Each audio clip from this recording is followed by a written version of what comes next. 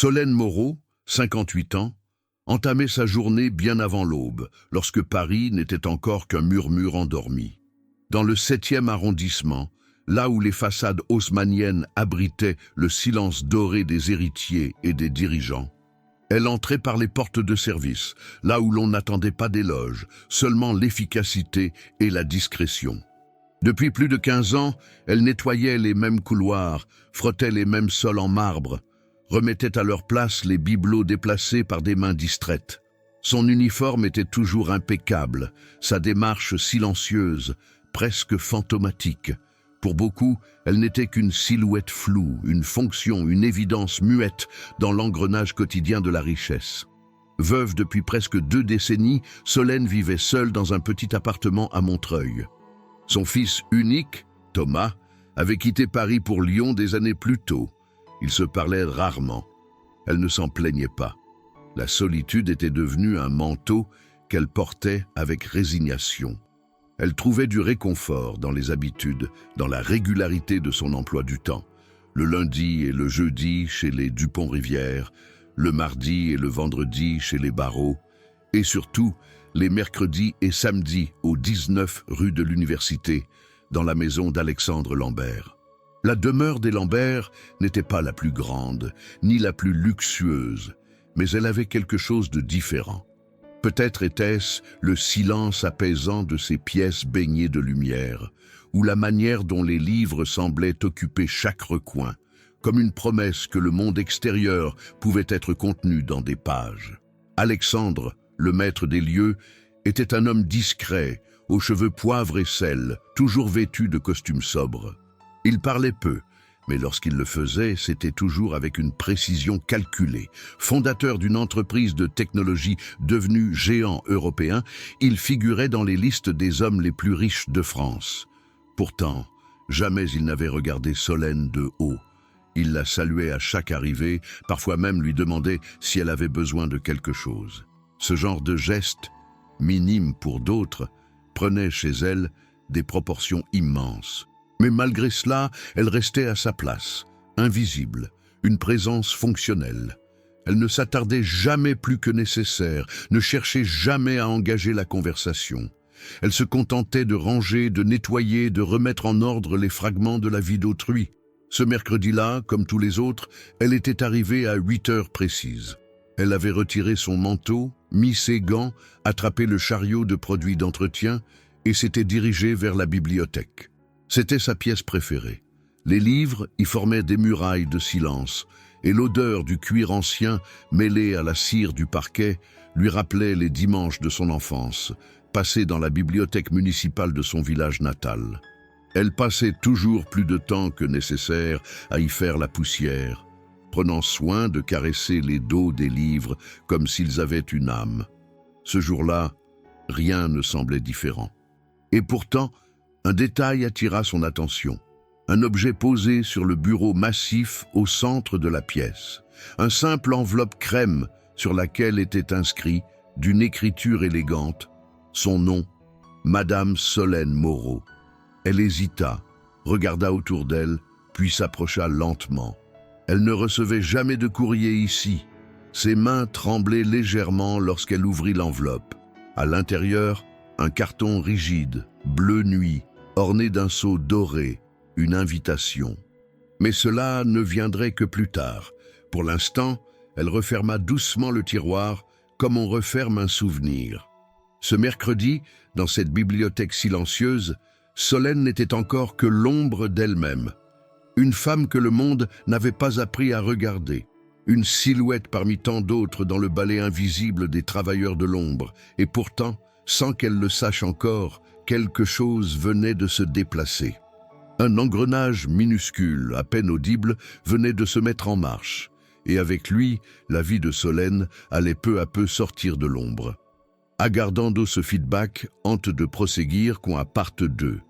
Próximo tópico, não se esqueça do mínimo de 5. 15 os caracteres combinados em cada parte. Não faça repetições, não coloque emoji e nem mensagem subtópicos. Honre a quantidade pedida de caracteres. Em hipótese alguma, faça menos de 5. 500 caracteres.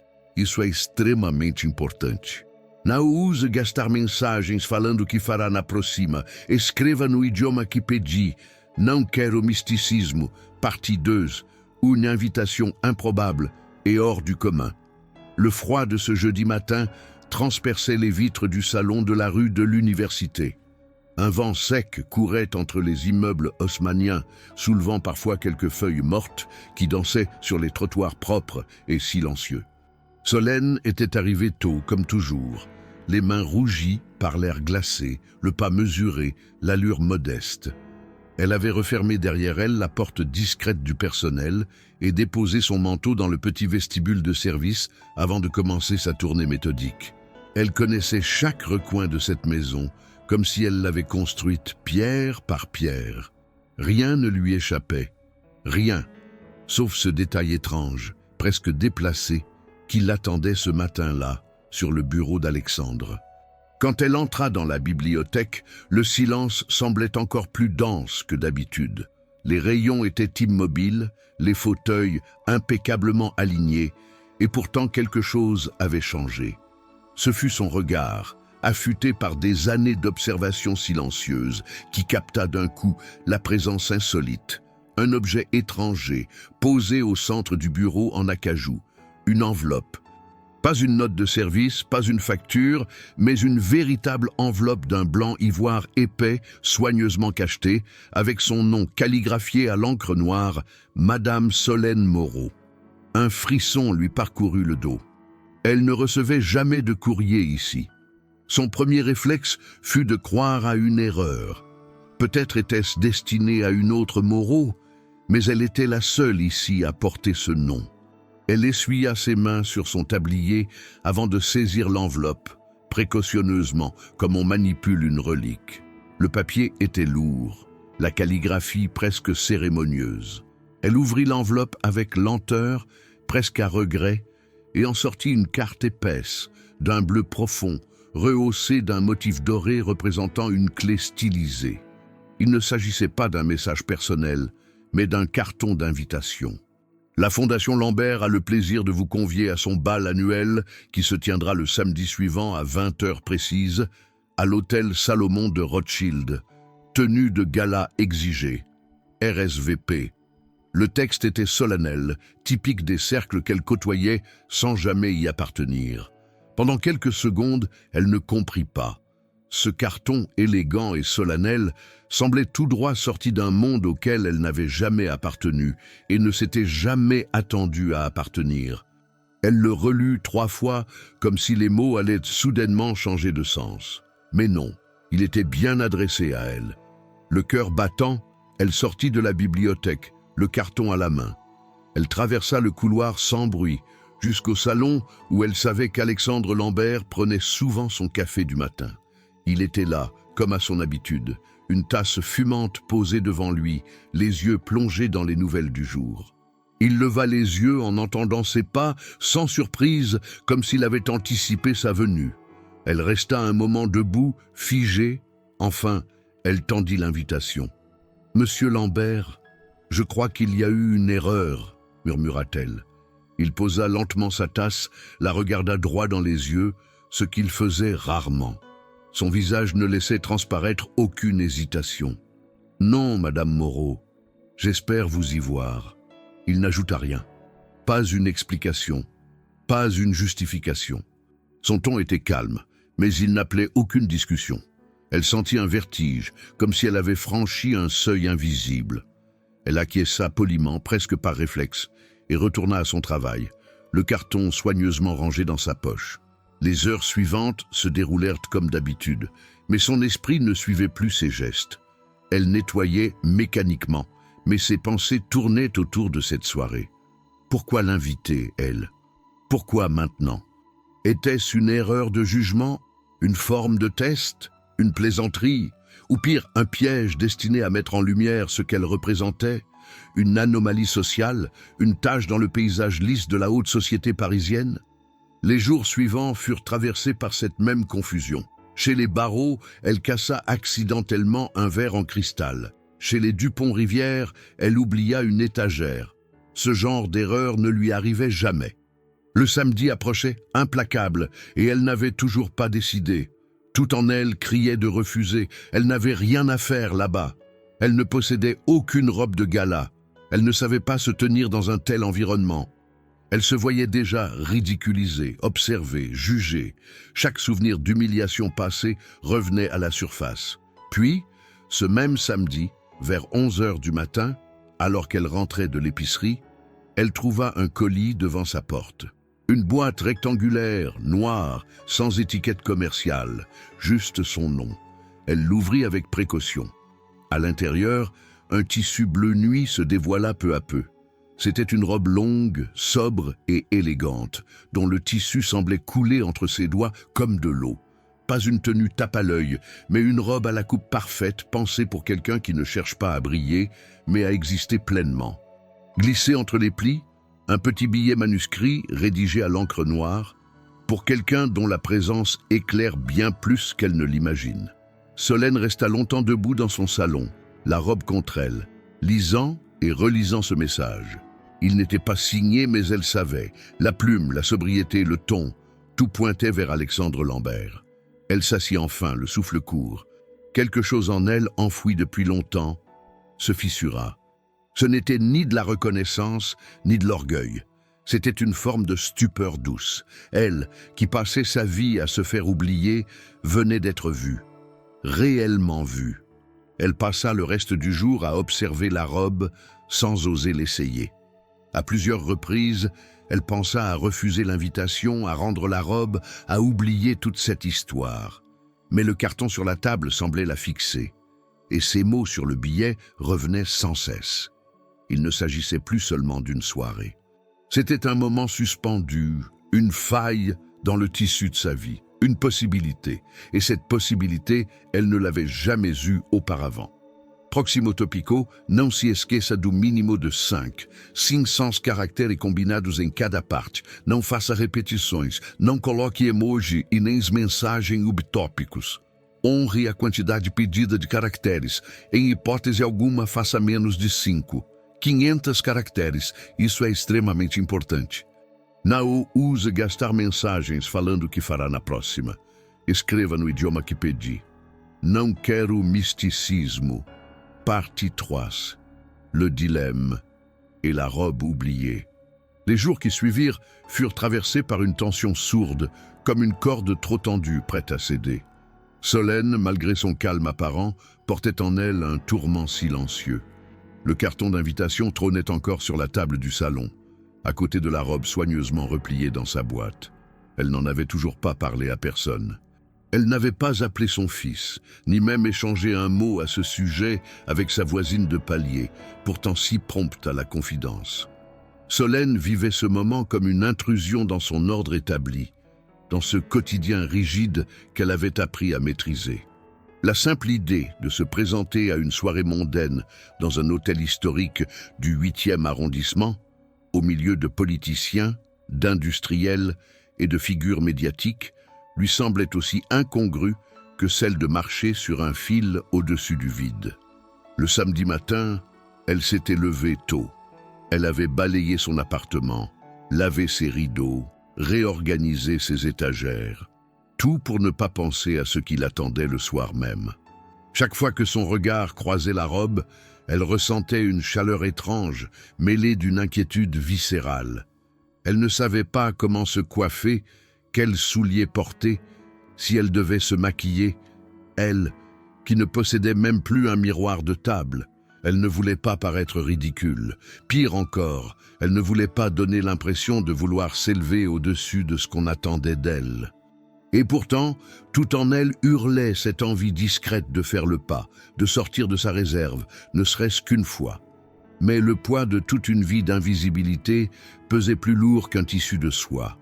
Vers midi, alors qu'elle s'apprêtait à sortir acheter quelques produits au marché, elle reçut un second colis, plus petit.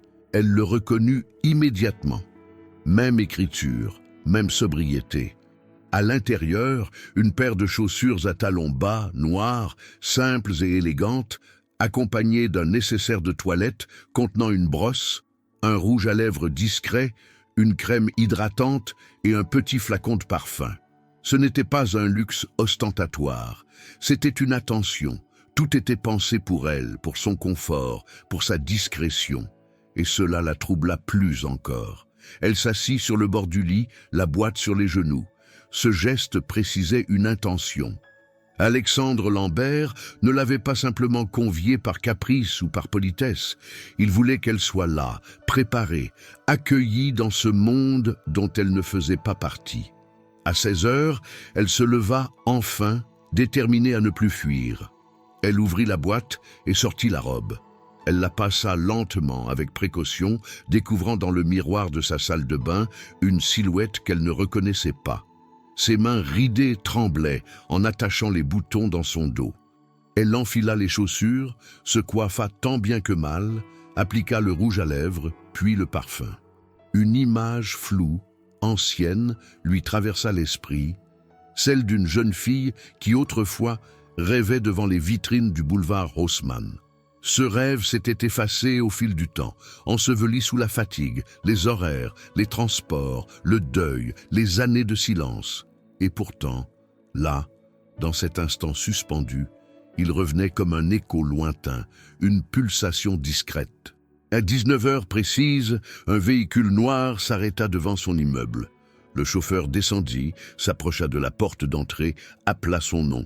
Elle descendit lentement les escaliers, le cœur battant. Dans la rue, quelques passants la dévisagèrent. Pas de curiosité, juste un léger étonnement. Une femme simple dans une robe de soie, montant dans une voiture de luxe, cela ne passait pas inaperçu dans ce quartier de Montreuil. Une fois installée dans la voiture, elle garda les yeux fixés sur les lumières de la ville qui défilaient à travers la vitre. Paris brillait d'un éclat particulier ce soir-là, comme si la ville elle-même participait au moment. Lorsqu'elle arriva devant l'hôtel Salomon de Rothschild, un frisson la parcourut. Le bâtiment, majestueux et illuminé, semblait tiré d'un autre siècle. Les voitures de luxe se succédaient devant l'entrée, déposant leurs passagers sur le tapis rouge. Des hommes en costume, des femmes en robe longue, tous marchaient avec aisance, comme s'ils étaient nés dans cette lumière. Elle hésita à sortir, mais avant qu'elle ne prenne une décision, la portière s'ouvrit doucement et une main se tendit vers elle. Alexandre, droit, calme, vêtu d'un smoking parfaitement taillé, il lui offrit un regard sans jugement, sans arrière-pensée. « Bonsoir, Madame Moreau, vous êtes magnifique. » Ces mots, simples, prononcés sans emphase, eurent sur elle un effet déstabilisant. Elle se leva, posa sa main dans la sienne et descendit. Les flashs crépitaient à l'entrée, immortalisant les visages connus de la haute société. Mais lorsqu'Alexandre avança avec elle à son bras, une brève pause s'installa. Un flottement dans le mouvement. Les regards se tournèrent, d'abord discrets, puis insistants. Certains la reconnurent. D'autres, ne la plaçant pas, fronçaient les sourcils, interrogeaient du regard. Un murmure léger, presque imperceptible, parcourut l'entrée. Ils entrèrent ensemble dans le grand salon, baigné de dorures et de musique classique. La chaleur, le parfum des fleurs fraîches, les éclats de voix, tout formait un contraste saisissant avec le silence habituel de ces journées. Solène avançait, droite, mais intérieurement ébranlée. Elle entendait les murmures, les soupirs étouffés, les questions muettes. Mais ce qui la heurta le plus, ce fut ce regard précis, acéré, venu de l'autre côté de la pièce. Camille, une jeune femme élégante, d'une trentaine d'années, au visage durci par la surprise et l'indignation. Les traits d'Alexandre adoucis dans une version plus froide, plus distante. Camille, sa fille unique, héritière naturelle de son empire. Elle s'approcha lentement, sans détourner le regard, et murmura d'une voix basse mais mordante, en s'adressant à son père. « Tu as amené la femme de ménage à notre gala? C'est une plaisanterie ?» Solène ne bougea pas. Elle ne savait pas si elle devait partir, répondre, s'excuser. Mais Alexandre, toujours aussi calme, répondit sans hausser le ton. « Ce n'est pas une plaisanterie, Camille. Elle est ici parce qu'elle a toute sa place. » Camille s'éloigna sans un mot, les lèvres pincées. Et Solène, debout au milieu d'un monde qui n'était pas le sien, comprit que cette soirée ne serait pas une simple apparition. C'était un point de bascule. Et elle était déjà de l'autre côté. Proximo topico não se esqueça do mínimo de 5.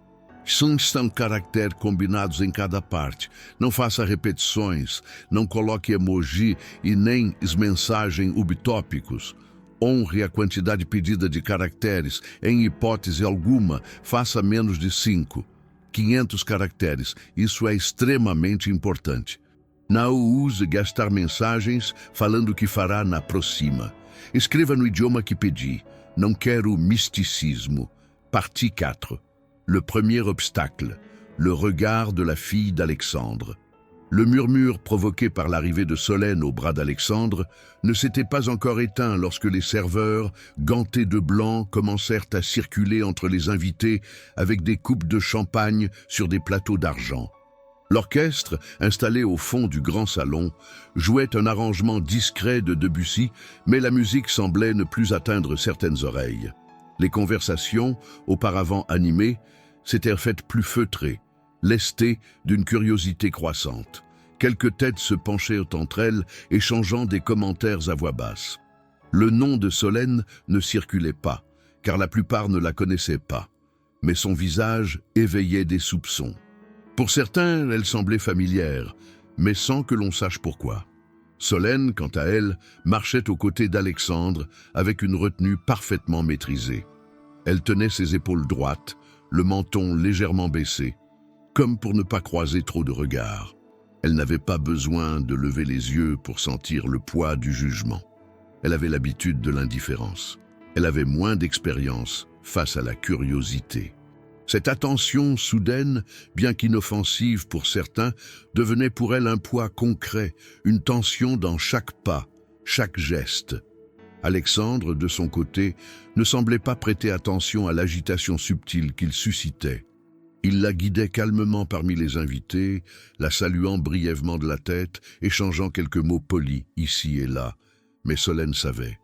Elle percevait la crispation derrière les sourires forcés, les regards qui glissaient vers elle, avant de se détourner aussitôt. Ce monde-là, elle l'avait côtoyé toute sa vie par les marges, sans jamais vraiment y pénétrer. Elle en connaissait les règles tacites, les hiérarchies invisibles, les codes silencieux qui séparaient les rôles de ceux qui servaient et de ceux qui étaient servis. Et ce soir, en étant à la droite d'Alexandre, elle était devenue une anomalie dans le système. C'est alors que Camille reparut.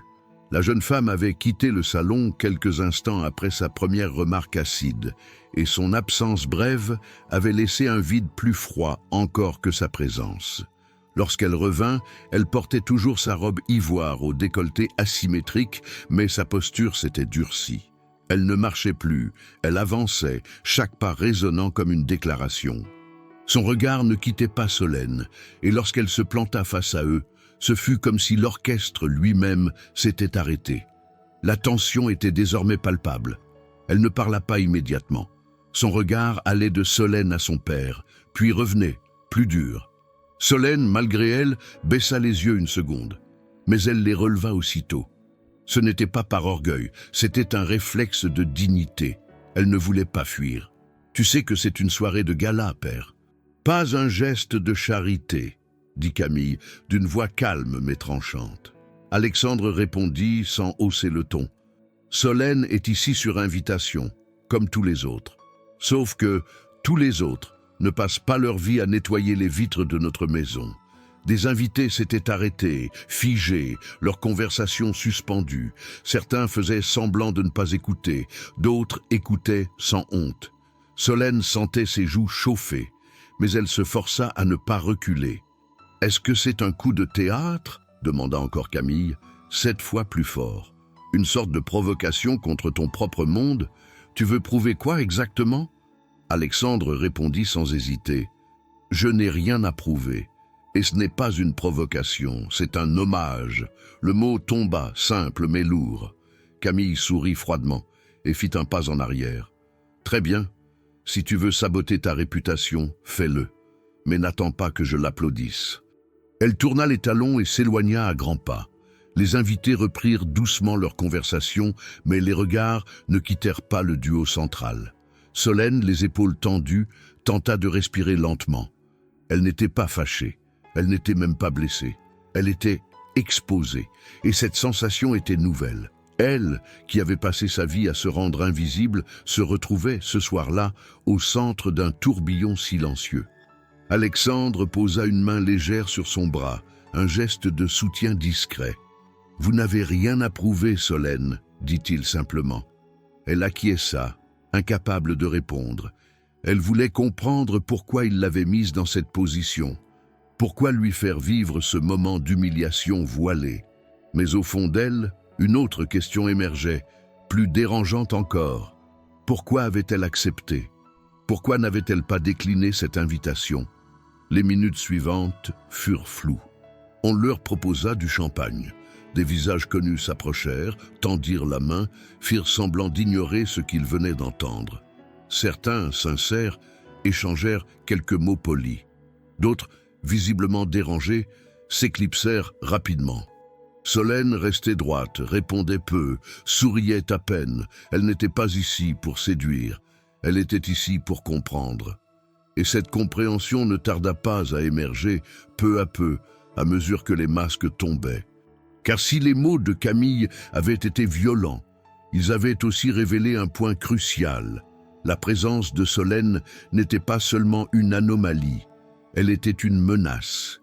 Elle faisait surgir, par sa seule existence à cet endroit précis, les failles d'un système fondé sur la séparation nette des mondes. Elle dérangeait parce qu'elle brouillait les frontières. Et dans ce flou, certaines vérités commençaient à percer. Des souvenirs, des impressions, des regards anciens. Elle sentit que sa présence éveillait des mémoires plus profondes qu'elle ne le soupçonnait. Quelque chose, dans l'attitude d'Alexandre, dans ses silences, dans ses gestes, indiquait qu'il y avait derrière cette invitation plus qu'un simple élan de gratitude. Et la réaction de Camille, brutale, trahissait bien plus que du simple snobisme. Il y avait là un nœud, un passé enfoui, un souvenir partagé mais tu. Solène comprit alors qu'elle n'était pas seulement là pour défier un code social. Elle était au cœur de quelque chose de plus ancien, quelque chose qu'elle n'avait pas vu venir et qui bientôt allait éclater. Proximo tópico não se esqueça do mínimo de 500 caracteres combinados em cada parte. Não faça repetições, não coloque emoji e nem mensagens subtópicos. Honre a quantidade pedida de caracteres. Em hipótese alguma, faça menos de 500 caracteres. Isso é extremamente importante.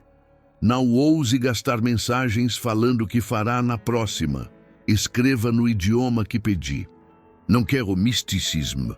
Partie 5. Le passé silencieux d'Alexandre. Lorsque le maître de cérémonie annonça que le discours du fondateur de la Fondation Lambert aurait lieu dans quelques instants, l'agitation se calma lentement. Les serveurs cessèrent leurs allées et venues, les conversations diminuèrent jusqu'à n'être plus qu'un murmure diffus. Tous les regards convergèrent vers la scène au fond du grand salon où Alexandre Lambert s'approchait du micro, une coupe de champagne à la main. Son allure était inchangée, droite, calme, mais un détail subtil, imperceptible à ceux qui ne le connaissaient pas, trahissait sa concentration intense. Son regard ne balayait pas la salle comme à l'accoutumée, il était fixe, presque dur. Solène se tenait à l'écart, non loin de l'orchestre, sa coupe intacte à la main. Elle n'avait rien bu. Le goût du champagne ne lui disait rien. Son regard était tourné vers Alexandre, mais son esprit était ailleurs. Le moment qu'elle vivait avait déjà dépassé toutes les limites de ce qu'elle pensait possible. Et maintenant, tous les éléments s'étaient figés, comme si quelque chose dans l'air retenait la suite. Alexandre prit la parole sans préambule. Il ne remercia pas les invités comme l'exigeait l'étiquette, ne cita pas les partenaires financiers de la Fondation, ne déroula pas le discours convenu des années précédentes. Il s'adressa à l'auditoire d'une voix posée, sans chercher l'effet ni la flatterie. Ces mots, pourtant, tranchèrent l'atmosphère comme une lame. « Je ne vous parlerai pas ce soir des résultats de la Fondation, ni de nos perspectives pour l'année prochaine. Tout cela vous sera remis par écrit. Je veux vous parler de quelque chose de plus essentiel, d'une vérité que j'ai longtemps gardée pour moi, et qu'il est temps de dire. » Un léger flottement parcourut la salle. Certains redressèrent la tête, surpris. D'autres échangèrent des regards inquiets, mais Alexandre n'y prêta aucune attention. Il continua. « J'ai grandi dans une maison qui ressemblait à celle-ci. Du marbre, du silence, des règles, et une solitude immense. Je ne vous dirai pas que j'ai souffert de la pauvreté. Ce serait mentir. J'ai manqué d'autre chose, de chaleur, de repères, d'humanité. Pendant longtemps, j'ai cru que ce vide était normal, que c'était le prix à payer pour appartenir à un certain monde. Un silence attentif régnait. La salle semblait suspendue à chacun de ses mots. Puis un jour, une femme est entrée dans cette maison. Pas comme invitée, pas comme hôte, comme employée. Elle nettoyait, elle rangeait, elle réparait ce que les autres cassaient sans même s'en apercevoir. Elle ne parlait pas beaucoup, mais elle observait. Elle voyait tout, surtout ce que les autres ne voulaient pas voir. À cet instant, son regard glissa lentement à travers la salle et s'arrêta sur Solène. Ce fut bref, mais d'une intensité telle que plusieurs invités se retournèrent. Solène, interdite, sentit sa gorge se nouer. Les mots d'Alexandre n'étaient pas des généralités. Il parlait d'elle. Cette femme a été la première personne de ma vie à me traiter non pas comme un héritier, mais comme un enfant. Un enfant qui avait besoin d'écoute, de cadre, de tendresse. Pendant 2 ans, elle a été mon repère, ma boussole, ma maison. Un frisson imperceptible parcourut la foule. Des souvenirs flous émergèrent chez certains, des associations incomplètes commencèrent à se former. Dans l'ombre, Camille, restée en retrait, pâlit. Puis elle a disparu. Pas parce qu'elle l'a voulu, mais parce que d'autres ont décidé qu'elle n'avait pas sa place parmi nous. Elle n'avait pas le bon nom, pas les bons vêtements, pas la bonne éducation. Alors, on l'a écartée. Et moi, je n'ai rien pu faire. J'étais un enfant. Et j'ai appris à me taire. Il s'interrompit un instant, reposa sa coupe. Son ton se fit encore plus grave, plus personnel. Des années plus tard, j'ai cherché cette femme. Et je l'ai retrouvée, toujours debout, toujours digne, toujours dans l'ombre. Je lui ai proposé un emploi, pas pour compenser, pas pour lui faire la charité, pour recréer ce lien, pour honorer ce qu'elle m'avait transmis, pour la remercier, enfin. Il ne dit pas son nom, mais il n'en avait pas besoin. Tous les regards s'étaient désormais tournés vers Solène. Elle ne bougeait pas, elle ne fuyait pas, son visage était calme, mais son cœur battait si fort qu'elle croyait entendre ses propres pulsations. Dans le silence absolu qui suivit les derniers mots d'Alexandre, elle sentit le poids de toute une vie remonter à la surface. Camille, elle, fit volte-face et quitta le salon sans un mot. Personne n'osa l'arrêter. Le discours se termina sans autre mot. Alexandre s'éloigna du micro et disparut parmi les invités. Il ne revint pas vers Solène tout de suite. Il ne voulait pas l'exposer davantage. Mais tout avait changé. En quelques phrases, il avait inversé les codes, fait exploser le mur invisible entre les mondes. Il avait pris un risque immense, mais il l'avait pris pour elle. Le reste de la soirée fut traversé par une tension nouvelle. Certains invités vinrent saluer Solène avec un respect mal dissimulé. D'autres, visiblement contrariés, s'éloignèrent sans dissimuler leur malaise. Les conversations reprirent, mais rien ne serait plus comme avant. Ce soir-là, ce n'était pas la fondation, ni l'argent, ni les relations qui avaient marqué les esprits. C'était la vérité nue, livrée sans détour. Et dans cette vérité, Solène retrouvait, sans l'avoir cherchée, une partie d'elle-même qu'elle croyait oubliée. Proximo Tópico não se esqueça do mínimo de 5. 500 caracteres combinados em cada parte. Não faça repetições, não coloque emoji e nem mensagem subtópicos. Honre a quantidade pedida de caracteres, em hipótese alguma faça menos de 5. 500 caracteres, isso é extremamente importante. Não ouse gastar mensagens falando que fará na próxima, escreva no idioma que pedi. Non quero mysticisme particis, le secret de famille et l'humiliation publique. Le silence provoqué par les derniers mots d'Alexandre ne s'était pas encore dissipé lorsque Camille revint dans le salon, marchant d'un pas déterminé, presque rigide. Contrairement à son attitude précédente, glaciale et distante, elle semblait désormais agitée, animée d'une colère plus sourde, plus intime. Elle tenait quelque chose dans ses mains, un objet plat, rectangulaire, qu'elle serrait avec force contre elle. Ceux qui l'aperçurent s'écartèrent discrètement de son chemin, comme si la tension qu'elle dégageait était contagieuse. Solène, toujours à sa place près des musiciens, sentit une inquiétude monter en elle, mais elle ne bougea pas. Elle pressentait que quelque chose approchait, un moment qui allait sceller ce que le discours d'Alexandre avait commencé. Camille s'arrêta devant l'estrade, ignorant l'orchestre qui s'était remis à jouer un morceau lent pour tenter d'apaiser l'atmosphère. Elle leva l'objet qu'elle tenait, une photographie ancienne, légèrement gondolée sur les bords, protégée par une pochette en plastique transparent. Son visage était fermé, et sa voix, lorsqu'elle parla, coupa net toute tentative de retour à la normalité. Puisque nous sommes ce soir dans l'aveu public, j'aimerais moi aussi partager un souvenir de famille, dit-elle avec une froideur calculée. L'assistance se figea à nouveau. Plusieurs têtes se tournèrent vers elle, d'autres vers Solène, dont le visage commençait à se crisper. Alexandre, qui venait tout juste de descendre de l'estrade, s'arrêta net à quelques mètres. Camille leva la photo bien en vue. Une image capturée en noir et blanc, délavée par le temps, montrant une femme jeune, Solène, indiscutablement plus jeune, tenant dans ses bras un bébé en bas âge. À l'arrière-plan, identifiable sans aucun doute, la façade de l'ancienne maison familiale des Lambert, dans le quartier de Passy. Cette femme que vous avez vue entrer ici ce soir au bras de mon père, eh bien, elle n'est pas seulement une ancienne nourrice, ni une simple employée, elle fait partie de notre passé, un passé dont on n'a jamais parlé, mais que je n'ai pas oublié. Un murmure parcourut l'assemblée. Certains invités, mal à l'aise, échangèrent des regards rapides, d'autres détournaient les yeux comme pris à témoin malgré eux. Solène restait immobile.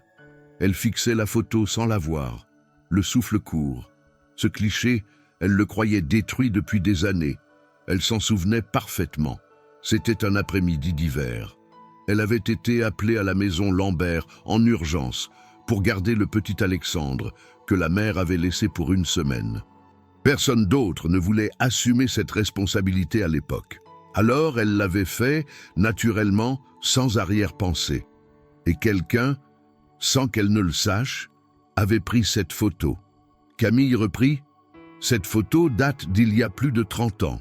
Elle prouve que cette femme n'est pas étrangère à notre famille. Elle a été là à des moments où elle n'aurait jamais dû l'être.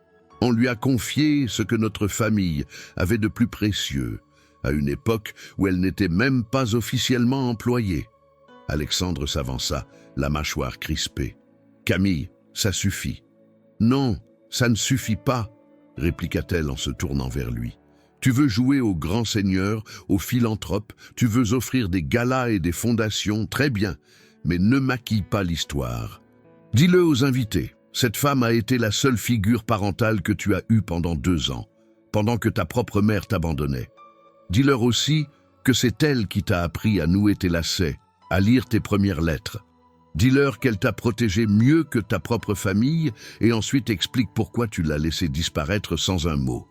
Le choc de ces révélations traversa la pièce comme une onde sourde.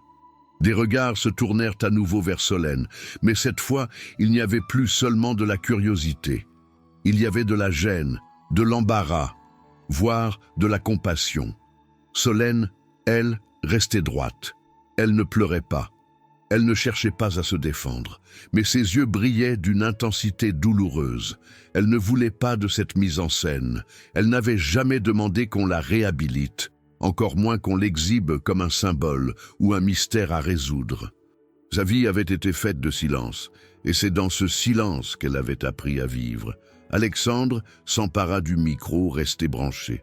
« Oui, tout cela est vrai, » dit-il avec calme, les yeux fixés sur Camille.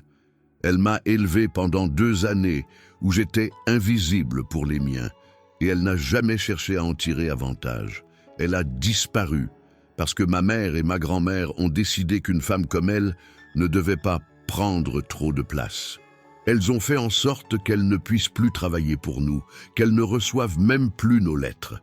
J'ai mis des années à comprendre ce qui s'était passé, et quand je l'ai retrouvé, je n'ai pas su comment réparer. Je l'ai réengagé, mais ça n'a jamais été une faveur. C'était un geste de reconnaissance, de justice. Il regarda Solène. Elle ne bougeait toujours pas. « Je sais que cette soirée est devenue un champ de tension, » reprit-il. « Je n'en avais pas l'intention. Mais j'assume chaque mot, chaque geste. Cette femme mérite le respect, et ce qu'elle représente va bien au-delà de mon histoire personnelle. » Un court silence suivit. Puis Camille baissa les yeux et quitta la scène. Cette fois, sans fracas. Elle semblait plus épuisée que furieuse. Solène s'approcha d'Alexandre. Elle lui parla à voix basse, les mots lourds. « Je suis venu par respect, pas pour être exposé. Ce n'est pas mon monde. » Il tenta de répondre, mais elle le coupa d'un simple geste. Puis, devant les regards encore figés, elle fit demi-tour, traversa lentement la salle et quitta le salon par la porte principale. Aucun applaudissement ne retentit. Aucun murmure ne l'accompagna. Il y eut seulement un silence lourd, respectueux et un peu honteux. Dans la cour de l'hôtel, le vent de la nuit la frappa au visage. Elle ne tremblait pas. Elle marchait droit. Elle ne savait pas si elle reviendrait un jour dans cet univers. Mais une chose était certaine. Ce soir-là, elle en était sortie digne, malgré l'exposition, malgré la douleur, malgré l'humiliation, parce qu'elle n'avait jamais menti, parce qu'elle avait toujours tenu sa place, même lorsque le monde autour d'elle avait fait tout pour la lui nier.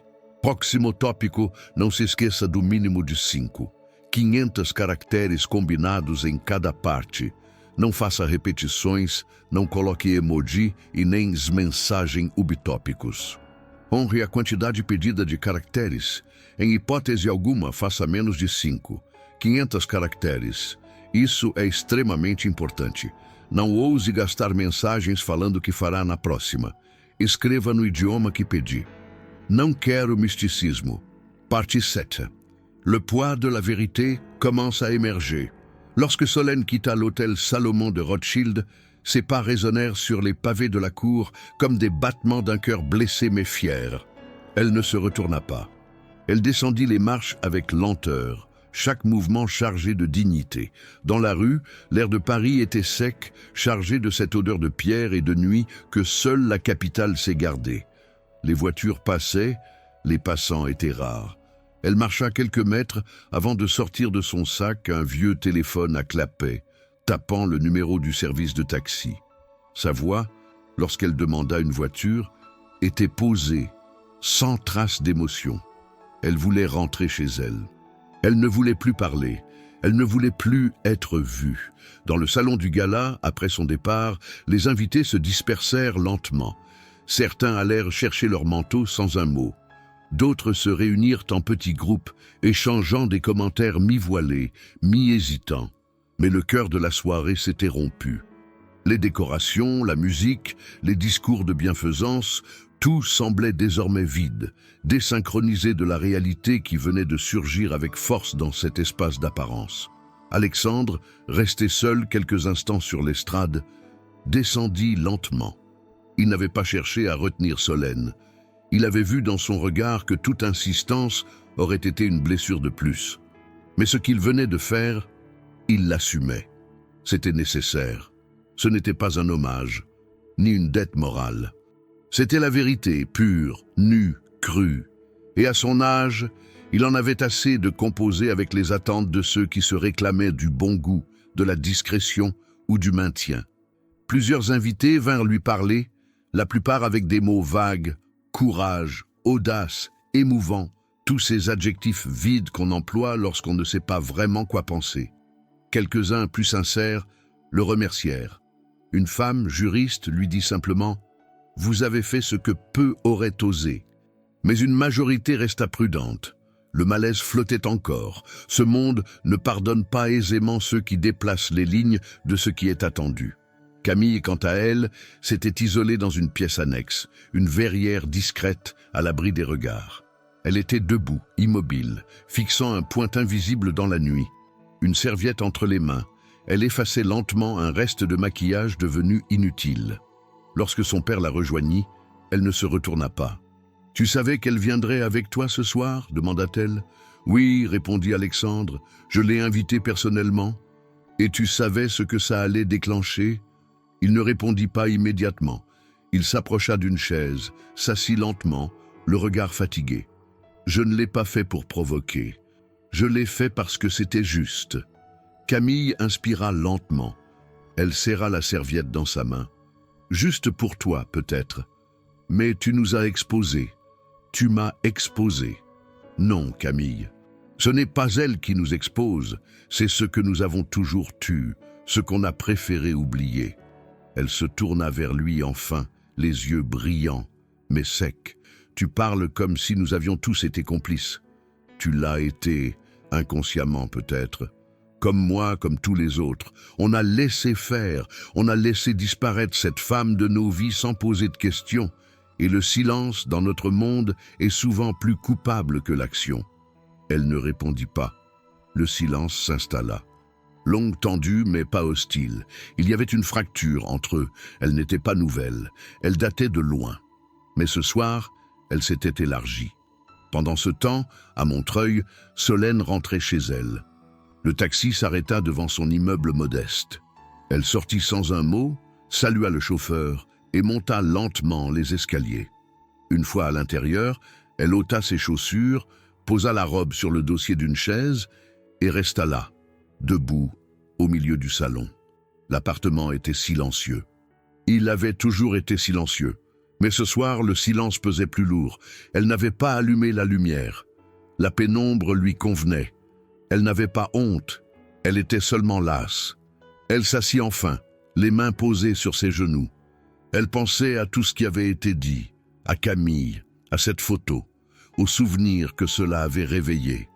Mais plus que tout, elle pensait à Alexandre, au petit garçon qu'elle avait bercé, nourri, protégé, et à l'homme qu'il était devenu. Elle n'attendait rien de lui, pas d'excuses, pas de réparation, mais elle savait désormais que ce qu'elle avait semé, sans rien demander, avait laissé une trace. Elle en était la preuve vivante. Le lendemain matin, Paris reprit sa routine. Les journaux parlèrent du gala, certains brièvement, d'autres avec un ton plus acide. Quelques chroniques mondaines évoquèrent l'étrange apparition d'une invitée non identifiée. D'autres s'attardèrent sur le discours disruptif de Lambert. Mais aucun article ne cita le nom de Solène. Elle restait, comme toujours, en marge, ce qui lui convenait. Elle n'avait jamais souhaité qu'on parle d'elle. Elle voulait seulement vivre avec discrétion, comme elle l'avait toujours fait. Mais Alexandre, lui, ne pouvait plus rester dans le silence. Quelques jours plus tard, il fit ouvrir une vieille malle, oubliée dans une remise de la maison. Elle appartenait à sa grand-mère. À l'intérieur, des documents, des carnets, des lettres et un paquet de courriers soigneusement attachés avec un ruban jauni. Il reconnut l'écriture immédiatement. C'était celle de Solène. Des dizaines de lettres, envoyées pendant des mois après son départ forcé. Toutes adressées à lui. Aucune n'avait été remise. Il en ouvrit une, les mains tremblantes. Les mots étaient simples, des nouvelles, des encouragements, des souvenirs partagés, des phrases douces, d'une tendresse discrète. Il les lut une à une, sans pouvoir retenir ses larmes. Elle avait tenté, elle n'avait jamais cessé d'exister dans sa vie.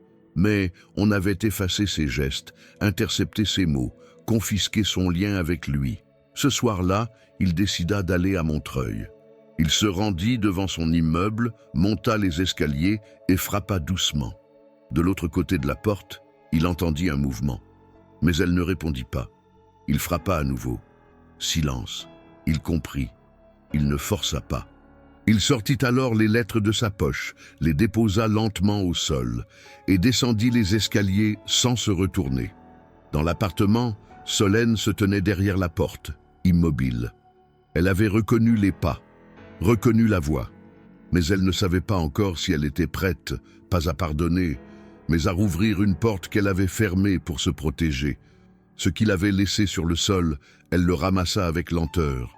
Elle sentit le papier sous ses doigts, lut son propre nom écrit de sa main, il y avait tant d'années. Et dans ce geste, sans bruit, quelque chose, sans promesse, recommença doucement à respirer. Proximo topico, não se esqueça do mínimo de 5. 6 caracteres combinados em cada parte. Não faça repetições. Não coloque emoji e nem mensagens ubitópicos. Honre a quantidade pedida de caracteres. Em hipótese alguma, faça menos de 5. 500 caracteres. Isso é extremamente importante. Não use gastar mensagens falando o que fará na próxima. Escreva no idioma que pedi. Não quero misticismo. Partie 8. Une attaque publique et la décision de partir. La pile de lettres que Solène avait ramassées sur le seuil de sa porte restait posée sur la table de sa cuisine, soigneusement rangée mais encore intacte. Depuis 2 jours, elle tournait autour sans les ouvrir, incapable de décider si elle devait revivre ces mots anciens ou les laisser dormir dans le silence d'où ils venaient. Son appartement, d'ordinaire si calme, semblait tendu, comme chargé d'une électricité sourde. Elle faisait ses tâches comme à l'habitude, le ménage, un peu de couture, ses courses au marché. Mais chaque geste était plus lent, comme ralenti par un poids invisible. Ce n'était pas la honte, ce n'était pas la colère, c'était une forme de fatigue morale qui s'était accumulée et que rien ne semblait pouvoir apaiser. Le souvenir du gala, bien que déjà distant de quelques jours, restait vif. Non pas à cause des regards, ni même de la photographie exhibée comme une preuve. Ce qui revenait sans cesse dans son esprit, c'était le ton de Camille. Cette voix assurée, ce mépris contenu dans chaque syllabe, cette volonté de rappeler à tous où était la place de chacun. Ce n'était pas nouveau pour Solène. Elle avait été reléguée, ignorée, marginalisée toute sa vie. Mais jamais encore elle n'avait été exposée ainsi, publiquement, sous les projecteurs, dans un monde qui se croyait au-dessus de toute remise en question. Elle avait cru, naïvement peut-être, que la présence d'Alexandre suffirait à la protéger, qu'il y aurait un respect implicite, un accord tacite qui imposerait un minimum de décence. Mais le vernis s'était fissuré et ce qu'elle avait vu, entendu, compris, allait bien au-delà d'un simple incident mondain. C'était le reflet d'un système entier, d'une hiérarchie profonde, inscrite dans les gestes, les regards, les silences.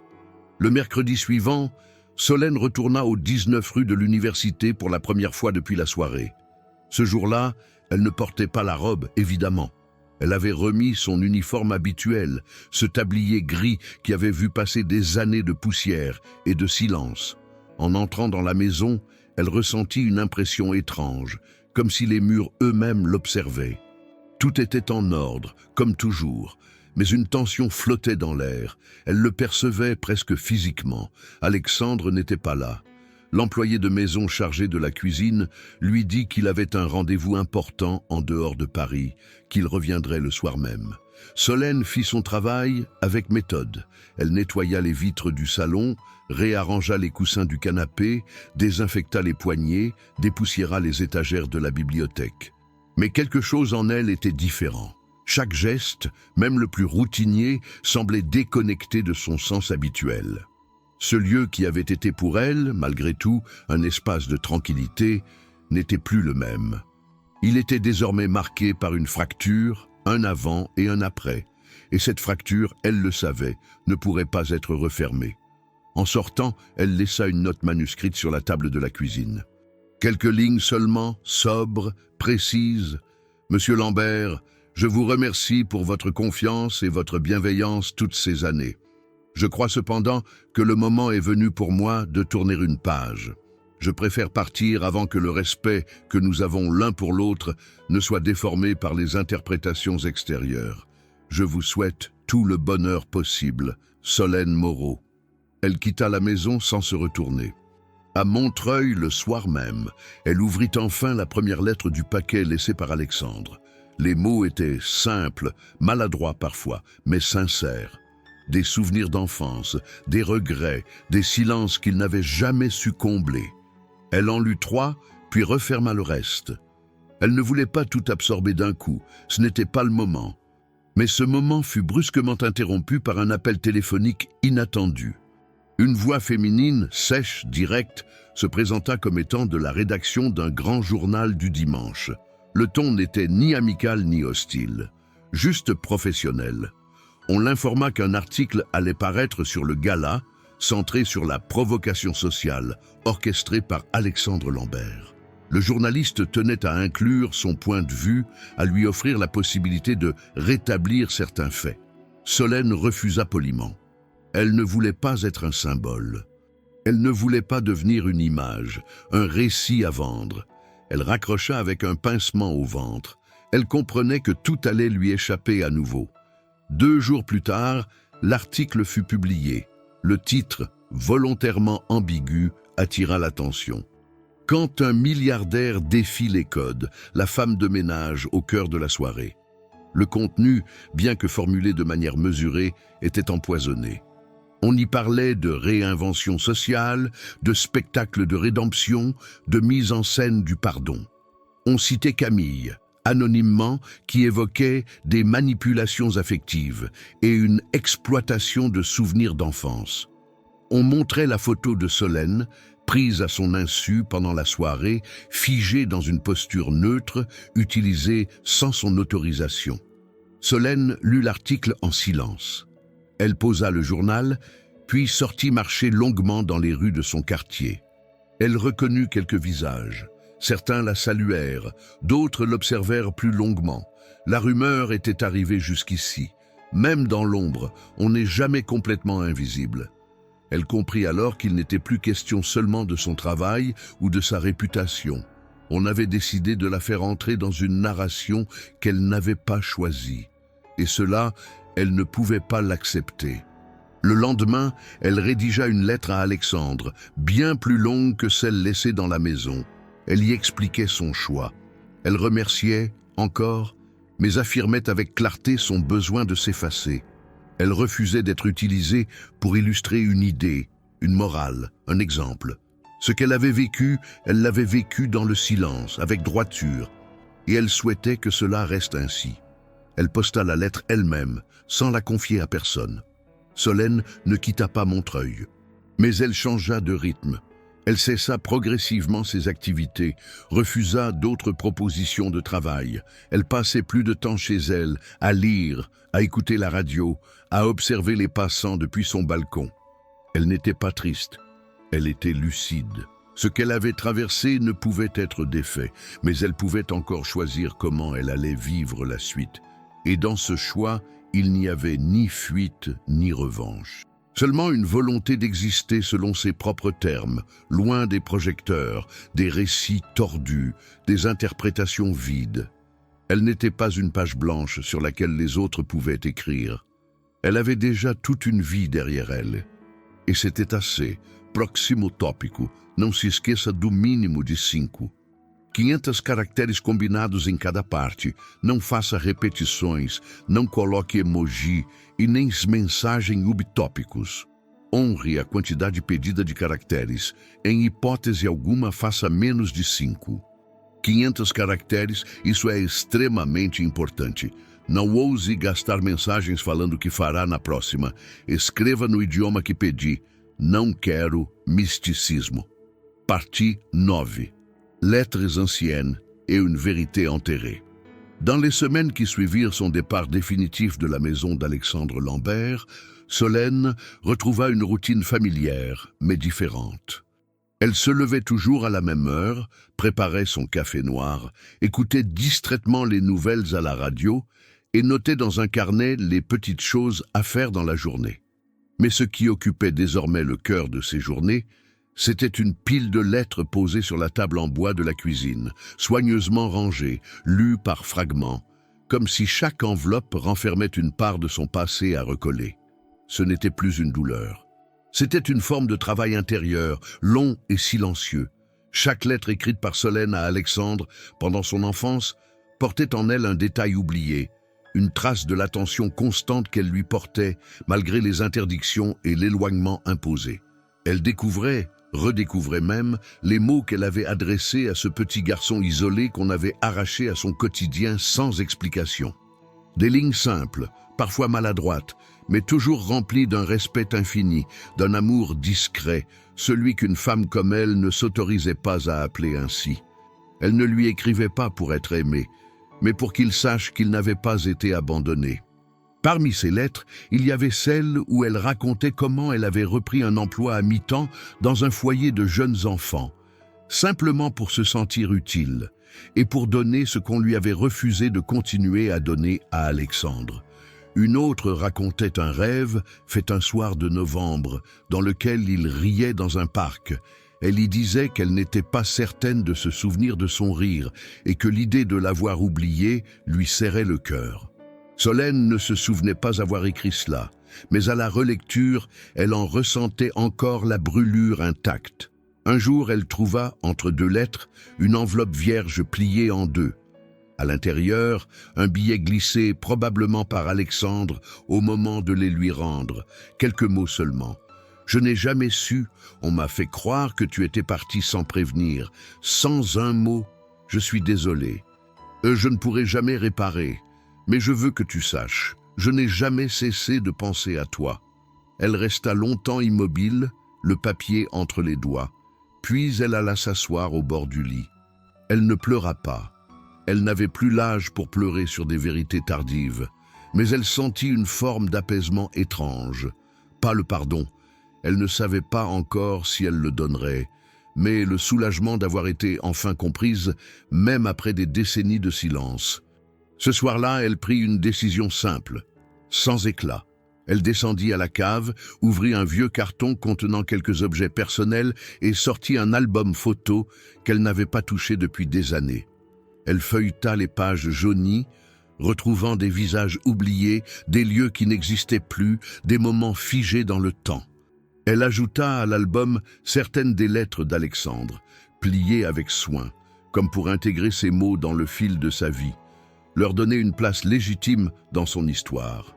Pendant ce temps, dans les étages silencieux de sa demeure du 7e arrondissement, Alexandre tournait en rond. Depuis la réception de la lettre de Solène, celle où elle lui annonçait qu'elle refusait d'être un symbole, il n'avait pas répondu. Pas parce qu'il n'en avait pas envie, mais parce qu'il ne trouvait pas les mots.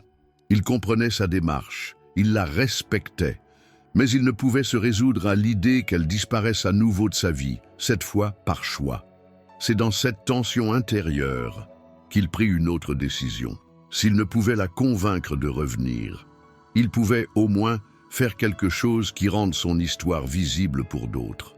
Pas pour l'exposer, mais pour donner un sens plus large à ce qu'elle représentait. Il passa plusieurs jours, enfermé dans son bureau, relisant les lettres, écrivant des notes, consultant son équipe juridique. Il voulait transformer cette mémoire en acte concret. Pas une charité déguisée, pas une mise en scène publique, mais une reconnaissance structurée, pérenne, à la hauteur de ce qu'elle avait incarné sans jamais le revendiquer.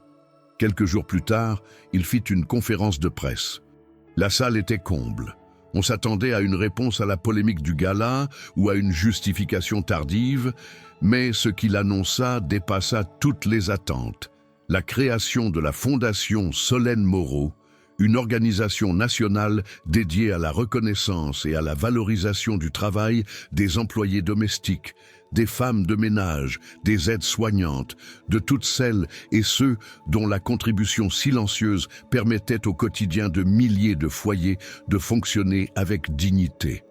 Il raconta sans ornement son histoire, comment, enfant, il avait été sauvé du vide par une femme que sa propre famille avait effacée, comment il l'avait retrouvée, comment il l'avait à nouveau perdue, et pourquoi il considérait que son engagement devait dépasser la sphère privée.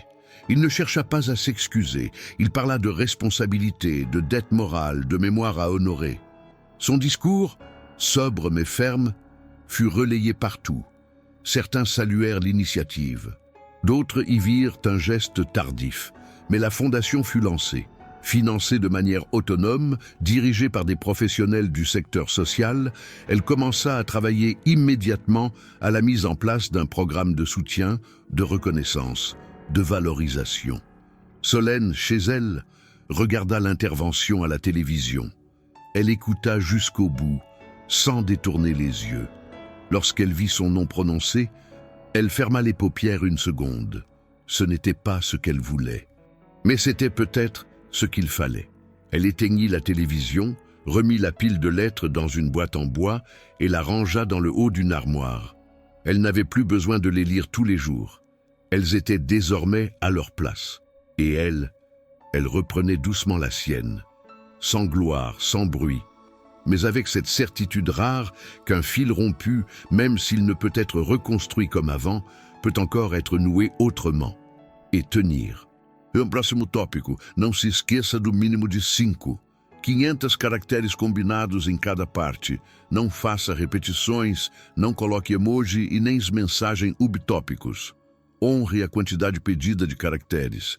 Em hipótese alguma, faça menos de 5. 500 caracteres. Isso é extremamente importante. Não ouse gastar mensagens falando o que fará na próxima. Escreva no idioma que pedi. Non quero au mysticisme, partie 10. Le plus grand geste de gratitude. La Fondation Solène Moreau fut officiellement inaugurée 1 mois après l'annonce publique d'Alexandre Lambert. L'événement se déroula dans un bâtiment sobre mais élégant du 19e arrondissement, rénové en un centre d'accueil et de formation pour les travailleurs domestiques. Le lieu n'était ni imposant ni luxueux, mais chaque détail avait été pensé pour être fonctionnel, accessible et digne. Il y avait une bibliothèque avec des ouvrages sur les droits du travail, des salles pour des cours de langue et d'informatique, un espace pour des conseils juridiques, un bureau d'écoute psychologique et un petit jardin intérieur conçu comme un lieu de repos pour les bénéficiaires. Alexandre, fidèle à sa promesse, refusa que la cérémonie d'inauguration devienne un nouveau spectacle. Pas de tapis rouge, pas de journalistes à foison, pas de célébrités ou d'invités de prestige. Il voulait un moment vrai, utile, tourné vers ceux que la Fondation était censée servir. Le public présent était composé de femmes de ménage, d'anciens gardiens d'immeubles, de cuisinières à domicile, d'aides ménagères, tous invités à découvrir un espace conçu pour eux, avec eux. Dans les jours précédant l'inauguration, l'équipe d'organisation s'était demandé si Solène viendrait. Officiellement, aucune invitation personnelle ne lui avait été envoyée. Alexandre, respectueux de sa volonté de rester à l'écart, n'avait pas osé la solliciter directement. Il s'était contenté de transmettre, par une collaboratrice, les horaires de l'événement et l'adresse du lieu. Rien de plus. Il ne s'attendait pas à sa présence. Il savait qu'elle ne souhaitait pas redevenir un visage public. Il avait agi par reconnaissance, non pour lui imposer un rôle. Mais ce matin-là, alors que les invités prenaient place sous le soleil pâle de janvier, quelqu'un l'aperçut au bout de la cour. Une silhouette droite, vêtue simplement. Elle portait le même manteau gris qu'au gala, et sous ce manteau, la robe bleu nuit, celle qui lui avait été offerte. Elle marchait lentement, observant le bâtiment puis les visages autour d'elle. Pas de mise en scène, pas de mots, juste une présence. Alexandre, alerté discrètement, quitta les préparatifs et se dirigea vers elle. Lorsqu'il la vit, il ralentit. Elle ne souriait pas, mais ses yeux étaient calmes. Ils s'arrêtèrent l'un en face de l'autre, au milieu de la cour. Pendant quelques secondes, aucun mot ne fut prononcé. Puis il tendit la main. Elle la prit, un geste simple, sans précipitation. Puis il ouvrit les bras, et elle s'y laissa aller. Ce fut un geste rare, silencieux, mais bouleversant. Les invités autour d'eux s'arrêtèrent, observant cette étreinte discrète. Personne n'applaudit. Ce n'était pas le moment. Ce n'était pas un symbole à saluer, mais une reconnaissance profonde, humaine. 2 parcours séparés qui, malgré tout, s'étaient rejoints à nouveau. Alexandre l'accompagna jusqu'à l'intérieur. Elle visita les salles, écouta les explications des bénévoles, observa les visages autour d'elle. Plusieurs femmes, la reconnaissant discrètement grâce aux photos diffusées après le gala, vinrent la saluer, parfois timidement. Une l'appela Madame Moreau avec respect. Une autre lui serra la main et lui dit « C'est grâce à vous que je suis ici aujourd'hui ».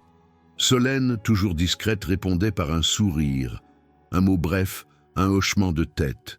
Elle n'aimait pas les compliments, mais elle comprenait dans chacun de ses gestes, que quelque chose de réel avait été transmis.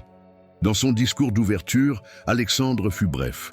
Il parla du besoin de reconnaître la valeur de ceux qui œuvrent dans l'ombre. Il évoqua le manque de droits, la précarité, le mépris parfois. Il ne parla pas de Solène directement, mais il termina en disant ceci. « Si nous sommes réunis ici, c'est parce qu'un jour, quelqu'un m'a appris ce qu'était la véritable humanité, pas avec des grands discours ni des titres, mais par la constance, l'écoute, le respect et le soin. Ce sont ces qualités que nous voulons faire vivre dans cette fondation. » Ce soir-là, après l'événement, Solène rentra chez elle à pied, prenant le métro comme à son habitude. Elle refusa poliment la voiture qu'Alexandre lui proposa. Dans la rame, quelques regards curieux se tournèrent vers elle, mais aucun ne s'attarda. Elle était redevenue une passante parmi d'autres, et c'était exactement ce qu'elle souhaitait. Une fois chez elle, elle rangea la robe avec soin. Elle ne savait pas si elle la porterait à nouveau. Ce n'était pas un objet de fête, c'était une mémoire, un repère. Elle la plaça dans une housse, puis retourna à sa cuisine, prépara une tisane et s'installa pour écrire dans son carnet. Pas sur ce qu'elle avait vécu ce jour-là, mais sur ce qu'elle avait vu chez les autres. Les visages, les sourires, les hésitations. Elle nota les prénoms de quelques femmes croisées, les histoires qu'elles avaient partagées brièvement. Elle voulait garder une trace, pas pour raconter plus tard, juste pour elle. Pendant plusieurs jours, elle reçut des lettres anonymes de remerciements, des dessins d'enfants faits par les fils et filles des bénéficiaires de la fondation, et même une invitation à participer à un atelier de lecture avec des femmes en insertion. Elle répondit à certaines, ignora d'autres. Elle ne voulait pas devenir un modèle. Elle voulait seulement continuer à vivre, sans injustice, sans effacement. Mais elle savait désormais une chose avec certitude. Elle n'avait pas été oubliée, elle n'avait pas été effacée. Et ce qui avait été semé, sans calcul, avait germé quelque part dans la vie des autres. Pas dans les livres, pas dans les médias, mais dans les gestes quotidiens, dans les actes simples de reconnaissance. C'était cela, le plus grand geste de gratitude. Faire en sorte que son silence ait servi à amplifier la voix des autres. E sur ce point, elle n'avait plus aucun doute. E o próximo tópico, não se esqueça do mínimo de 5. 500 caracteres combinados em cada parte. Não faça repetições, não coloque emoji e nem mensagem subtópicos. Honre a quantidade pedida de caracteres. Em hipótese alguma, faça menos de 5. 500 caracteres. Isso é extremamente importante. Não ouse gastar mensagens falando o que fará na próxima. Escreva no idioma que pedi. Não quer o mysticisme. Partie 11. Le retournement silencieux de Solène. Depuis l'inauguration de la fondation, Solène Moreau avait retrouvé le calme de ses journées simples, mais quelque chose en elle avait changé. Ce n'était pas une révolution intérieure, pas une transformation soudaine, ni une élévation. C'était une prise de conscience discrète qui s'installait comme un meuble qu'on déplace de quelques centimètres et qui modifie imperceptiblement l'ensemble de la pièce. Elle ne cherchait plus à disparaître. Elle ne cherchait pas non plus à exister davantage. Elle était simplement là, debout dans sa propre histoire, avec une nouvelle solidité. Elle ne retourna pas travailler chez Alexandre. Il ne le lui proposa pas. Ils avaient franchi une frontière d'où il n'était plus possible de revenir aux anciens rôles. Mais leur lien désormais ne dépendait plus d'un cadre professionnel.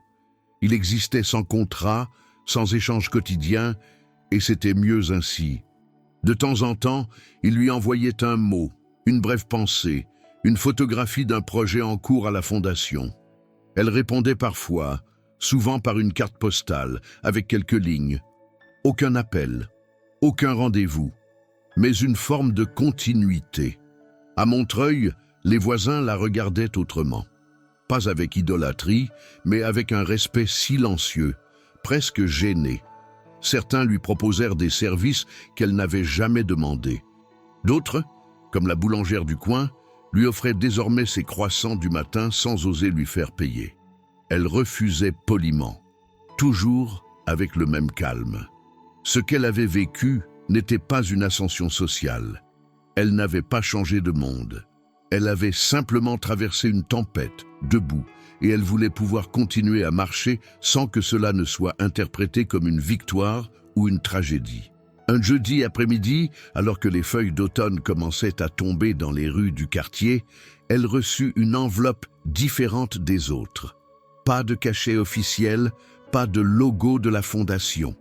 Juste son nom, écrit à la main, dans une écriture penchée qu'elle ne reconnut pas tout de suite, à l'intérieur une lettre de Camille, aucune introduction formelle, pas de justification, juste des mots directs, presque secs, mais étrangement sincères.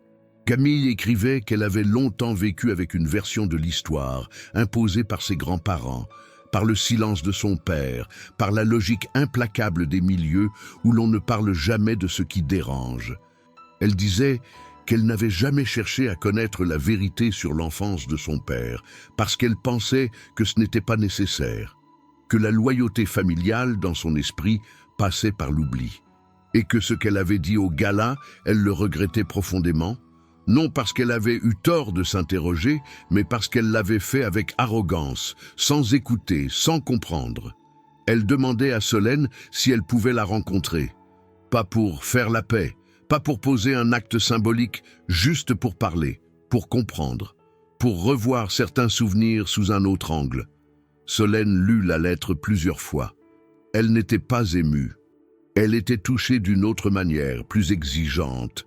Elle sentit que cette démarche ne venait pas d'un calcul, ni d'une stratégie. Elle venait d'une faille, d'un effort. Et cela suffisait à ouvrir une porte. Quelques jours plus tard, Camille se présenta chez elle, vêtue simplement, sans maquillage, les cheveux attachés à la va-vite.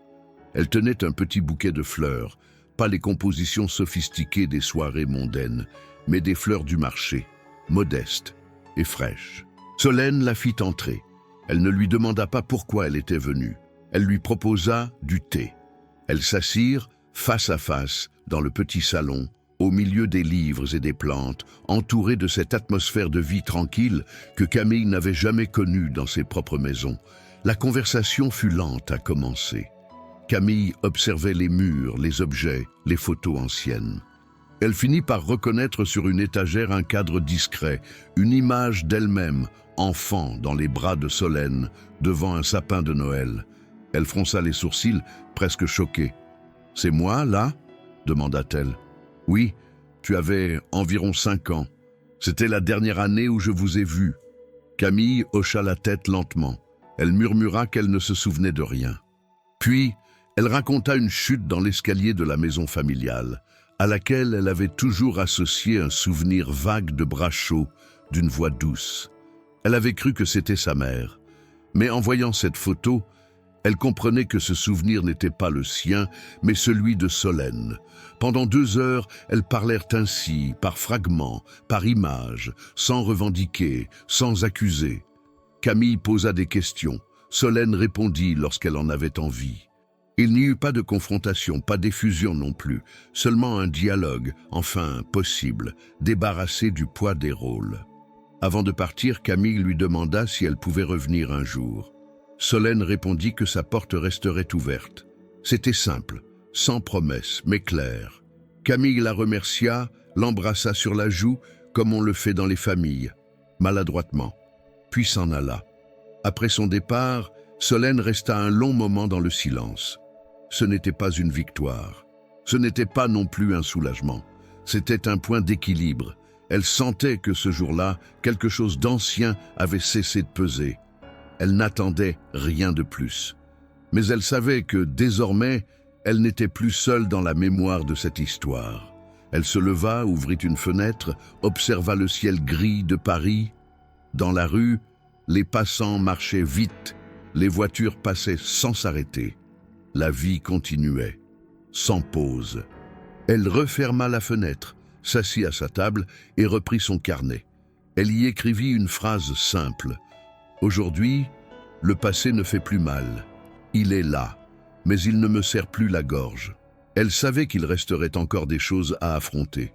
Mais pour la première fois depuis longtemps, elle sentait que ce qu'elle avait porté seule pouvait désormais être partagé. Et cela, pour elle, valait toutes les réparations du monde. Proximo topico, não se esqueça do mínimo de 5. 500 caracteres combinados em cada parte. Não faça repetições, não coloque emoji e nem mensagem subtópicos. Honre a quantidade pedida de caracteres, em hipótese alguma faça menos de 5. 500 caracteres, isso é extremamente importante.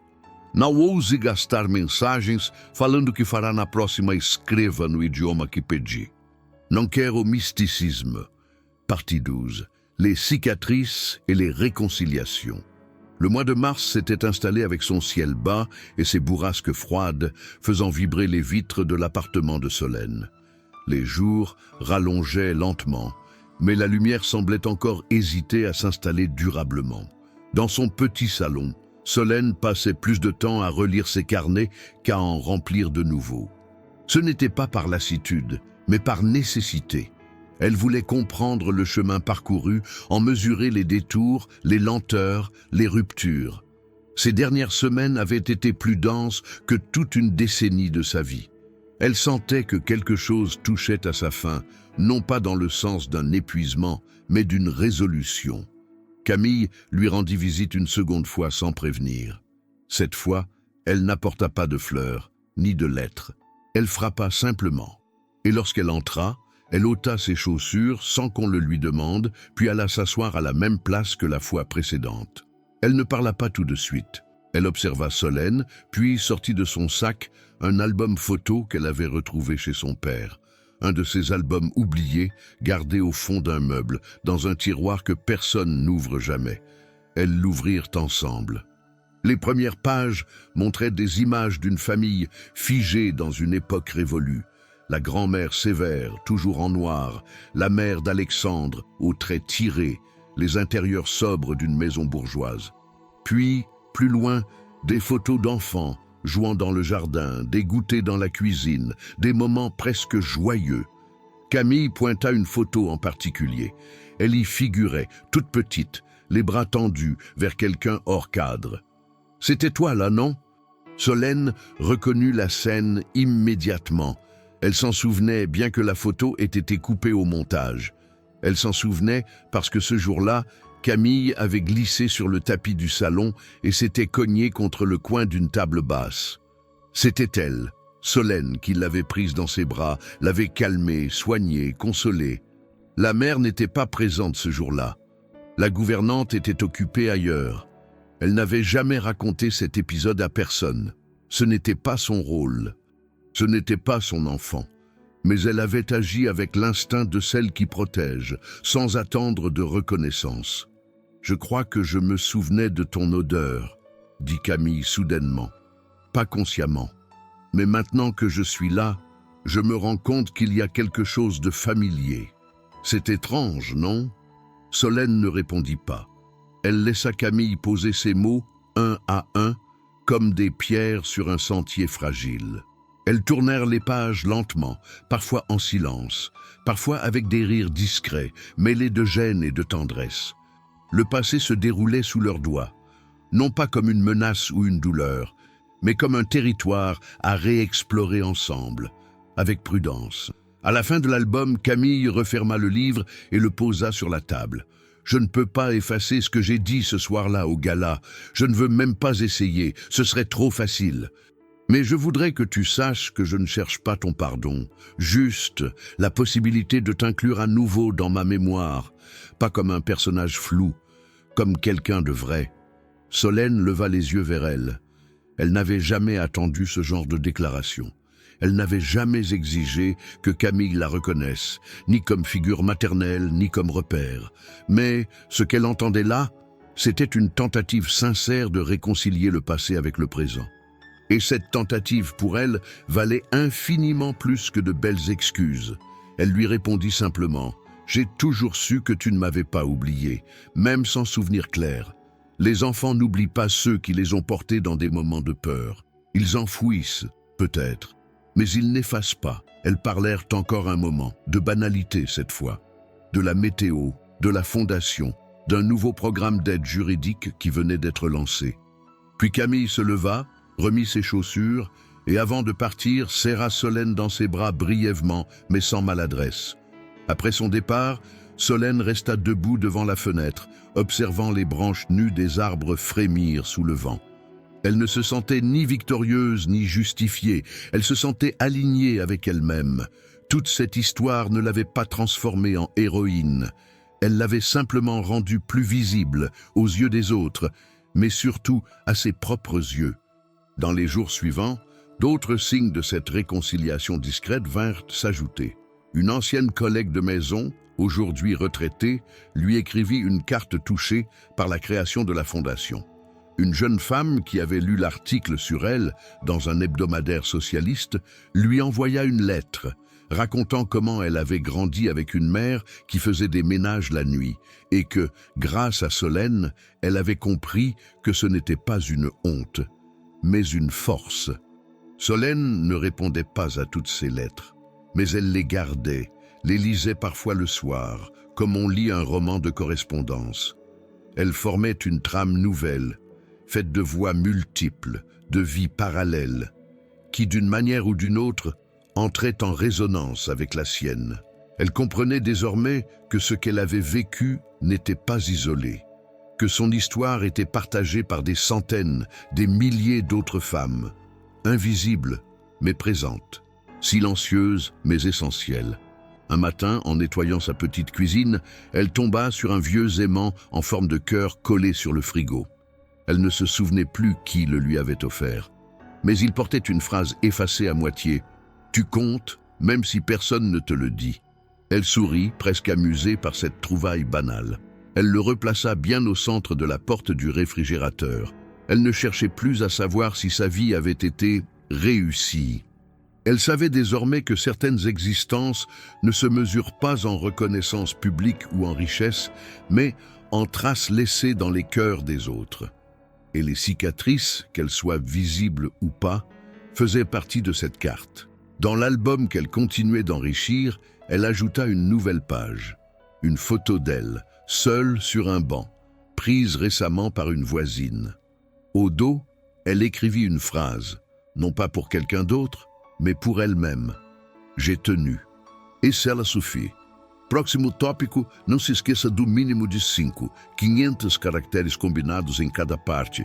Não faça repetições, não coloque emoji e nem mensagem subtópicos.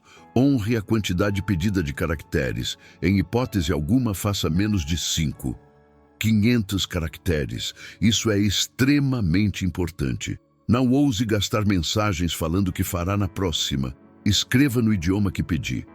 L'enquête au mysticisme partie 13, l'héritage véritable que personne ne peut effacer. Le 60e anniversaire de Solène arriva un matin clair du mois de mai, sans fanfare ni effusion. Elle ne l'avait mentionné à personne, ni à ses anciens employeurs, ni aux voisines, ni à Camille, ni même à Alexandre. Pour elle, ce genre de date ne méritait pas d'être célébré. Pas par modestie excessive, mais parce que les années dans sa vie n'avaient jamais été des jalons festifs. Elles étaient des seuils franchis discrètement, souvent marqués par le silence et la régularité des jours qui se ressemblent. Elle avait toujours pensé que l'âge n'était qu'un nombre, sans conséquence sur ce qu'on choisit de faire ou d'être. Ce jour-là, elle fit ses courses comme d'habitude, acheta du pain, quelques légumes et rentra préparer une soupe simple. Elle comptait passer la journée dans son petit jardin de balcon, à rempoter des plantes et relire des passages d'un roman qu'elle aimait. Elle n'attendait personne. Et c'est peut-être pour cette raison que la surprise fut si profonde lorsqu'on sonna à sa porte vers 14 heures. Lorsqu'elle ouvrit, elle trouva Alexandre debout, tenant un paquet volumineux dans les bras. Il était seul, vêtu simplement, sans l'élégance formelle de ses apparitions publiques. Il ne souriait pas de manière cérémonieuse. Il avait cette expression rare, franche, de ceux qui arrivent sans discours préparé, sans justification. « Joyeux anniversaire, Solène !» Elle ne répondit pas tout de suite. Elle le laissa entrer et il posa le paquet dans le salon. Ils ne parlèrent pas pendant quelques minutes. Elle alla chercher 2 verres d'eau, comme si c'était une visite ordinaire, et ils s'assirent en silence. Puis Alexandre posa ses mains sur ses genoux et la regarda avec gravité. « J'ai quelque chose pour toi. » Ce n'est pas un cadeau symbolique. Ce n'est pas une médaille ni une plaque de remerciement. C'est quelque chose de concret. Quelque chose que j'aurais dû faire depuis longtemps. Il ouvrit le paquet. À l'intérieur, une enveloppe avec des documents notariés. Le contenu était simple. La maison dans laquelle Solène avait vécu autrefois avec son mari, avant de le perdre trop tôt, avait été entièrement rénovée et désormais réenregistrée à son nom. Il avait racheté la propriété discrètement, l'avait restaurée avec soin. Toiture, isolation, plomberie, peinture, sans la modifier dans son essence. Tout avait été remis en état, mais sans dénaturer. Le jardin, même, avait été replanté avec les mêmes espèces qu'elle aimait à l'époque. Solène ne toucha pas les papiers immédiatement. Elle écouta en silence. Son visage ne trahissait ni stupeur, ni émotion excessive. Elle resta simplement droite, les mains jointes, les yeux fixés sur Alexandre. « Tu n'avais pas besoin de faire ça, » dit-elle enfin. « Je sais, mais je le devais. Pourquoi maintenant ? Parce que je ne veux pas que tu partes de cette vie sans avoir eu quelque chose qui te revienne, non comme une faveur, mais comme un retour d'équilibre. » Elle hocha lentement la tête. Elle connaissait cette maison. Elle en avait pleuré l'abandon, accepté la perte. Elle ne pensait jamais la revoir. Et maintenant, elle redevenait sienne. Ce n'était pas une revanche. Ce n'était pas une réparation. C'était un point d'arrivée. Le lendemain, elle visita la maison. Elle marcha lentement dans les pièces, effleurant les murs du bout des doigts. Le parquet avait été poncé, les fenêtres changées, mais l'âme du lieu était intacte. Dans le salon, elle reconnut l'endroit exact où son mari aimait lire le journal. Dans la cuisine, elle retrouva les gestes enfouis de leur petit déjeuner partagé. Rien ne revenait en force. Tout s'imposait avec douceur, comme une mémoire bienveillante. Elle décida de s'y installer définitivement. Elle rangea son petit appartement de Montreuil, donna ce qu'elle ne voulait plus garder, emporta peu de choses. Juste ses carnets, quelques livres, 2 photographies, une nappe brodée. Elle retrouva dans cette maison un rythme ancien, mais désormais accompagné d'une conscience nouvelle. Elle n'était plus la femme effacée des années précédentes. Elle n'était pas non plus une personnalité médiatique ou une héroïne de circonstance. Elle était Solène, pleinement, simplement. Les mois passèrent, la fondation continuait de grandir. Elle n'y participait pas activement, mais elle suivait les nouvelles, les bilans, les courriers envoyés par ceux qui en bénéficiaient. Parfois, elle répondait à une lettre, donnait un conseil à distance. Elle restait volontairement à l'écart. Elle savait que sa force résidait dans cette juste distance. Elle ne voulait pas devenir une figure imposée. Elle voulait que l'action parle pour elle. Un jour, elle reçut un courrier signé par plusieurs jeunes femmes issues de familles modestes ayant obtenu leur premier emploi stable grâce à la formation dispensée par la Fondation. Elle disait simplement « Vous avez ouvert une porte, nous l'avons franchie. Merci de ne pas l'avoir refermée. » Elle relut cette phrase plusieurs fois, puis la rangea dans une boîte, sans besoin d'y répondre. Elle savait que ce qui avait été transmis continuerait à circuler, sans contrôle, sans autorité. Un dimanche, alors qu'elle arrosait son jardin, Camille passa la voir. Elles s'assirent dehors, sous l'ombre d'un figuier. Camille lui raconta ses projets, ses hésitations, ses petites victoires. Solène écoutait, posait peu de questions, mais dans le regard de la jeune femme, il n'y avait plus d'ambiguïté. Il y avait un respect solide, fondé sur une histoire désormais connue et acceptée, une mémoire partagée. Solène ne parlait pas souvent de l'avenir. Elle n'en faisait pas un projet. Elle vivait chaque jour avec la régularité d'un métronome libre. Elle savait que le temps était désormais un allié calme, qu'il n'y avait plus de course, plus de nécessité de prouver. Elle lisait, écrivait, cuisinait, marchait dans les petits sentiers autour de la maison. Elle ne comptait pas les jours, mais elle les habitait. Et un matin, en accrochant le linge dans le jardin, elle se dit, sans éclat, « Je suis enfin là où je dois être ». Ce n'était pas une conclusion, c'était une continuité. Parce que ce qu'elle laissait derrière elle n'était pas un récit figé, mais un passage, un mouvement, un souffle transmis. Ce qu'elle avait donné ne pouvait pas être effacé, parce qu'il avait pris racine dans les autres, parce qu'il avait été vécu sans bruit, mais avec une justesse que rien, ni le mépris, ni le silence, ni le temps n'avaient pu altérer.